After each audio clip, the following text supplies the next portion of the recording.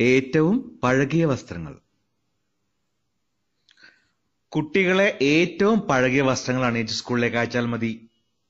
Master രക്ഷകർത്താക്കളോട് പറയും. ഏറ്റവും മോശപ്പെട്ട വസ്ത്രങ്ങളാകുമ്പോൾ ചെളി പുരളുകയോ കീറുകയോ ഒക്കെ ആകാം എന്നതായിരുന്നു അദ്ദേഹത്തിന്റെ ന്യായം. വസ്ത്രങ്ങളിൽ അഴുക്ക് പുരണ്ടാൽ ശകാരം കേൾക്കേണ്ടി വരുമെന്ന് കുട്ടികൾ ഭയക്കുന്നു. വസ്ത്രങ്ങൾ കീറുമോ എന്ന് ശങ്കിച്ച് കളികളിൽ പങ്കെടുക്കാൻ അവർ അറയ്ക്കുന്നു. ഇത് ആരോഗ്യകരമല്ലെന്ന് മാസ്റ്റർ മനസ്സിലാക്കി. ടോമോയ്ക്ക് അടുത്തായി എലിമെന്ററി സ്കൂളുകളുണ്ട്. പെൺകുട്ടികൾക്ക് നേവി കളർ യൂണിഫോമും ആൺകുട്ടികൾക്ക് നെടുങ്കൻ കോളറുള്ള ജാക്കറ്റും നിക്കറുമൊക്കെയാണ് അവിടങ്ങളിലെ വേഷം. ടോമോ സ്കൂളിലെ വിദ്യാർത്ഥികൾ തങ്ങളുടെ സാധാരണ വസ്ത്രങ്ങളെ ഉപയോഗിച്ചിരുന്നുള്ളൂ. മാത്രമല്ല, ഉടയാടകളെക്കുറിച്ച് വിഷമിക്കാതെ തോന്നിയ പാട് കുത്തിമറിഞ്ഞ് കളിക്കാനും അധ്യാപകർ അവർക്ക് അനുവാദം കൊടുത്തിരുന്നു. അക്കാലത്തെ ട്രൗസറുകൾ ഇന്നത്തെ ജീൻസുകൾ പോലെ ഈടുറ്റവയായിരുന്നില്ല. ടോമോയിലെ ആൺകുട്ടികളുടെ ട്രൗസറുകൾ നിറയെ അവിടെ തുന്നലുകൾ കാണും. പെൺകുട്ടികളുടെ പാവാടയും മറ്റും കിട്ടാവുന്നതിൽ ഏറ്റവും കട്ടിയുള്ള തുണിത്തരങ്ങൾ കൊണ്ടുള്ളവയായിരുന്നു.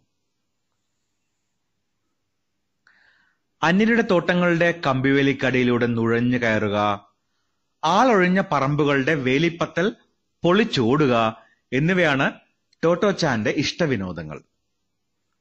ധരിച്ചിരിക്കുന്ന വസ്ത്രത്തെക്കുറിച്ച് വേവലാതിപ്പെടാതിരിക്കുക എന്നത് അവൾക്ക് ഏതായാലും അനുഗ്രഹമായി മാറി. കൂർത്ത മുനയുള്ള കമ്പിവേലികൾ അക്കാലത്ത് സുലഭമായിരുന്നു. ചിലയിടങ്ങളിൽ മുൾക്കമ്പികൾ തറനിരപ്പോളം കണ്ടെന്നിരിക്കും.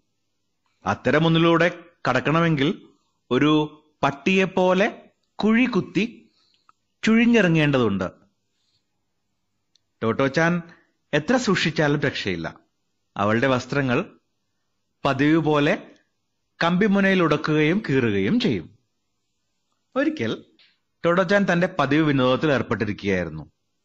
നീരെ നേർത്ത മസ്ലിൻ തുണി കൊണ്ടുള്ള പഴയ ഒരു ഉടുപ്പായിരുന്നു അവൾ ഇട്ടിരുന്നത്. അത് അടി മുതൽ മുടി വരെ കീറി.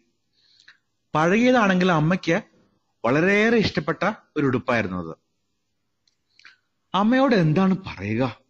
അവൾ തലപൊകുഞ്ഞ് ആലോചിച്ചു. കമ്പിവേലി ഉടക്കിയാന്ന് പറയാനുള്ള ചങ്കുറപ്പ് അവൾക്കുണ്ടായിരുന്നില്ല. കീറിയത് തന്റെ കുറ്റം കൊണ്ടല്ല എന്ന് തോന്നിക്കും വിധം ഒരു കള്ളക്കഥ ചമയ്ക്കാം. ഒടുവിൽ ടോട്ടോച്ചാൻ തീരുമാനിച്ചു. കഥ ഇങ്ങനെയാണ്. ഞാനേ റോഡിലൂടെ നടന്നു വരികയായിരുന്നു. വീട്ടിലെത്തിയ ഉടനെ അവൾ പറയാൻ തുടങ്ങി. എനിക്കറിയാൻ പാടില്ലാത്ത കുറെ കുട്ടികൾ എന്റെ പുറകെ വന്നിട്ടേ കത്തികളെടുത്ത് എറിഞ്ഞു. അങ്ങനെ അത് മുഴുവൻ കീറിയ. അത് പറയുമ്പോഴും അമ്മ തുടർന്ന് ചോദിച്ചേക്കാവുന്ന ചോദ്യങ്ങൾക്ക് എന്ത് സമാധാനമാണ് പറയുക എന്നതിനെ കുറിച്ച് അവൾക്ക് ഒരു രൂപവും ഉണ്ടായിരുന്നില്ല. ഓ, ഭയങ്കര പണിയാണല്ലോ ആ കുട്ടികൾ കാട്ടിയേ. അമ്മ അത്ര മാത്രമേ പറഞ്ഞുള്ളൂ. ഭാഗ്യം. ടോട്ടോച്ചാന്റെ നെഞ്ചെടുപ്പൊന്ന് കുറഞ്ഞു. ഇത്തരമൊരു സാഹചര്യത്തിൽ അവൾ നിസ്സഹായയാണെന്ന് അമ്മയ്ക്ക് സ്പഷ്ടമാണല്ലോ. അമ്മയ്ക്ക് ഏറെ പ്രിയപ്പെട്ടതായിരുന്നു ആ വേഷം എന്ന് വെച്ച് ടോട്ടോച്ചാൻ എന്തു ചെയ്യും? അമ്മയുടെ ഇഷ്ടപ്പെട്ട വസ്ത്രം കീറരുതെന്ന് തനിക്ക് ആഗ്രഹമില്ലാഞ്ഞിട്ടാണോ? ഏതായാലും അമ്മയ്ക്ക് കാര്യം മനസ്സിലായല്ലോ. അവൾക്ക് ആശ്വാസം തോന്നി. സ്വാഭാവികമായും കത്തിയേറിന്റെ കഥ അമ്മ വിശ്വസിച്ചില്ല. മുതുകത്ത് കത്തി വന്നു കൊണ്ടിരുന്നെങ്കിൽ ഉടുപ്പല്ല അവളുടെ ശരീരവും കീറിപ്പറഞ്ഞു പോയേനെ. മാത്രമല്ല, അത്തരമൊരു സംഭവത്തിന്റെ യാതൊരു പരിഭ്രമവും കൊച്ചു ടോട്ടോയുടെ മുഖത്തുണ്ടായിരുന്നില്ല. കഥ ടോട്ടോച്ചാൻ കെട്ടിച്ചമച്ചതാണെന്ന് അധികം ആലോചിക്കാതെ തന്നെ അമ്മയ്ക്ക് മനസ്സിലായി. പക്ഷേ കുസൃതികൾ മറച്ചു പിടിക്കാനായി ഇത്രയും മുഴുത്ത കള്ളം കണ്ടുപിടിക്കുന്ന സ്വഭാവം അവൾക്കില്ലാത്തതാണ്. ഉടുപ്പ് കീറിയതിൽ അവൾക്ക് അത്രയേറെ വിഷമം തോന്നിയിരിക്കും. അല്ലെങ്കിൽ ഇങ്ങനെ പറയില്ല, അമ്മ ചിന്തിച്ചു. അവർക്ക് ദുഃഖം തോന്നിയില്ല. പക്ഷെ കുറെ കാലമായി മറ്റൊരു കാര്യം അവളോട് ചോദിച്ചറിയണമെന്ന് അവർ കരുതിയിരിക്കുകയായിരുന്നു. ഇതാണ് പറ്റിയ അവസരം. ടോട്ടോ, നിന്റെ ഉടുപ്പുകളൊക്കെ കീറിയത് കത്തിയോ അതുപോലുള്ള മറ്റെന്തെങ്കിലുമോ വന്നുകൊണ്ടിട്ടുള്ളതാണല്ലോ. സമ്മതിച്ചു. എന്നാലേ, അമ്മ അനുനയപൂർവ്വം ചോദിച്ചു, എല്ലാ ദിവസവും നിന്റെ ഈ പാൻറ്റീസ് എങ്ങനെയാ കീറണേ? മിക്ക ദിവസങ്ങളിലും സ്കൂളിൽ നിന്ന് മടങ്ങിയെത്തുമ്പോൾ ടോട്ടോച്ചാന്റെ പാൻറ്റീസ് പിറകു ഭാഗത്തായി സാമാന്യം വിസ്താരത്തിൽ കീറിയിരിക്കും. ഇതെങ്ങനെ സംഭവിക്കുന്നുവെന്ന് എത്ര ആലോചിച്ചിട്ടും അമ്മയ്ക്ക് പിടികിട്ടിയിരുന്നില്ല. കുട്ടികളുടെ അടിവസ്ത്രത്തിൽ ചെളി പിറളുന്നതും അവ തേഞ്ഞു കീറുന്നതുമൊക്കെ മനസ്സിലാക്കാം. നിറങ്ങിയിറങ്ങലും പൃഷ്ഠമടിച്ച വീഴലുമൊക്കെ സ്കൂളിലെ വിനോദവേളയിൽ സാധാരണമാണല്ലോ. പക്ഷെ എങ്ങനെയാണ് ഓരോ ദിവസവും പാൻറ്റീസ് പല കഷ്ണങ്ങളായി പറഞ്ഞു പോവുക? നിമിഷ നേരത്തെ ആലോചനയ്ക്ക് ശേഷം ടോട്ടോച്ചാൻ പറയാൻ ആരംഭിച്ചു. അതെ, നമ്മളിപ്പോ ഒരു കമ്പിവേലിയുടെ അടി കൂടെ എഴഞ്ഞു കയറുകയെന്നിരിക്കട്ടെ. അപ്പൊ നമ്മുടെ ഉടുപ്പും പാവാടയും ഒന്നും കമ്പിയിലുടക്കാതെ പറ്റില്ല. പിന്നെ തിരിച്ചിറങ്ങുക, അപ്പോ പാൻറ്റീസും കീറും. ക്ഷമിക്കണം, ഞാനൊന്ന് ഉള്ളോട്ട് കയറിക്കോട്ടെ എന്ന് ചോദിച്ച് എഴഞ്ഞങ്ങ് കയറുക. തിരിച്ചിറങ്ങണ നേരം അപ്പോഴേ ഞാൻ ഇറങ്ങുന്നു, നമസ്കാരം എന്നുകൂടി പറയുക. ഉടുപ്പും പാൻറ്റീസും ഒക്കെ കീറുന്നത് ഉറപ്പാ. എന്താ ചെയ്യുക? സത്യം പറഞ്ഞാൽ അമ്മയ്ക്ക് കാര്യം പിടികിട്ടിയില്ല. എങ്കിലും അവർക്ക് കൗതുകം തോന്നി. കൊള്ളാലോ ടോട്ടോ, പിന്നെ എന്ത് രസാണെന്നോ. അവൾക്ക് ഹരം കയറി. അമ്മ ഒന്ന് കയറി നോക്കും, നല്ല തമാശയായിരിക്കും. അമ്മയുടെ പാൻറ്റീസ് കീറുകയും ചെയ്യും. ടോട്ടോച്ചാനെ അത്രയേറെ ഇഷ്ടപ്പെട്ടിരുന്ന, അവളെ ഹരം പിടിപ്പിച്ചിരുന്ന ഈ നുഴഞ്ഞുകയറ്റം എങ്ങനെയായിരുന്നു? ആദ്യമായി മുൾക്കമ്പികളാൽ ചുറ്റപ്പെട്ട ഒരു ഒഴിഞ്ഞ പറമ്പ് കണ്ടെത്തുന്നു.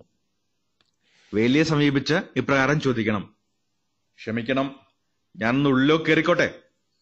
ശേഷം കയറ്റം ആരംഭിക്കാൻ പറ്റിയ ഒരരിക് തെരഞ്ഞെടുത്ത് തറയോട് ചേർന്ന് കൂർത്ത കമ്പി സൗകര്യപൂർവം മുകളിലേക്ക് വളച്ചു മാറ്റുന്നു.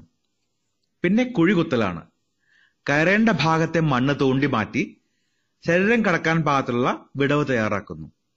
അത്രയും കഴിഞ്ഞാൽ ഇഴഞ്ഞങ്ങ് കയറാം. വേലിക്കെട്ടിനുള്ളിലായി കഴിഞ്ഞാലോ പിന്നെ പുറത്തേക്കാണ്. ചാരത്തുള്ള മറ്റൊരു കമ്പി വളയ്ക്കുക, കുഴികുത്തുക. അപ്പോഴേ ഞാൻ ഉറങ്ങുന്നു, നമസ്കാരം എന്ന ഉപചാര പ്രകടനത്തോടെ പുറത്തേക്കിഴയുക.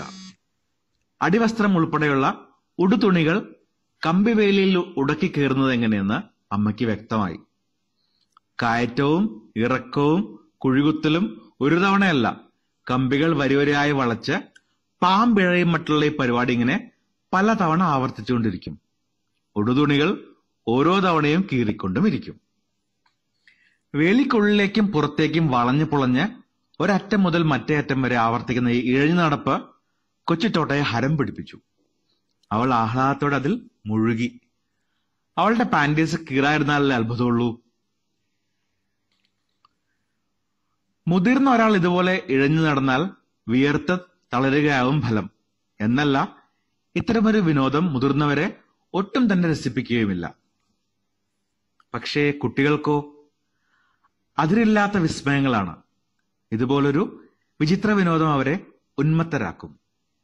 പാറിപ്പറന്ന തലമുടിയിലും കൊച്ചുവിരൽ നഖങ്ങൾക്കിടയിലും മാത്രമല്ല, ചെവികൾക്കുള്ളിൽ പോലും പറ്റിപ്പിടിച്ചിരിക്കുന്ന മണ്ണും ചെളിയുമായാണ് മിക്കപ്പോഴും ടോട്ടോവിന്റെ വരവ്. ഈ കോലം കാണുമ്പോൾ അമ്മയ്ക്ക് വിഷമം തോന്നാതിരുന്നില്ല. പക്ഷേ മാസ്റ്ററെ അഭിനന്ദിക്കാതിരിക്കാനും അവർക്കായില്ല. കിട്ടാവുന്നതിൽ വെച്ച് തങ്ങൾക്കിഷ്ടമുള്ളിടത്തോളം അഴുക്കു പുരണ്ടതെന്ന് തോന്നുന്ന വേഷം ഏതാണോ അതാണ് കുട്ടികൾ ധരിക്കേണ്ടതെന്ന മാസ്റ്ററുടെ തത്വശാസ്ത്രം കുട്ടികളെ എത്ര അഗാധമായാണ് അദ്ദേഹം മനസ്സിലാക്കിയിരുന്നു എന്നതിന്റെ മറ്റൊരു തെളിവാണ്.